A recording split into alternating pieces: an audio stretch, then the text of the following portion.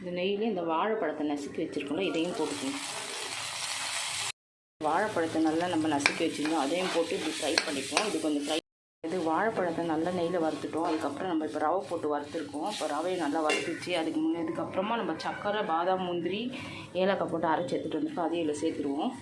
இது நல்லா இதுவானதுக்கப்புறமா நெய் கொஞ்சம் ஊற்றிட்டு இன்னும் கொஞ்சம் எக்ஸ்ட்ரா இது கொஞ்சம் நல்லா ட்ரை ஆனதுக்கப்புறமா ஆஃப் பண்ணிவிட்டு சுட சுட உருண்டை பிடிச்சி நம்ம இதே பேன்லேயே கொஞ்சம் எண்ணெய் ஊற்றி பால் மாதிரி வறுத்து எடுக்க போகிறோம். டேஸ்டியாக இருக்கும், ஸ்வீட்டாக. கொஞ்சமாக பால் ஊற்றி லேசாக இப்படி வேக வச்சு எடுத்து உருண்டை பிடிச்சி வச்சுக்கணும்.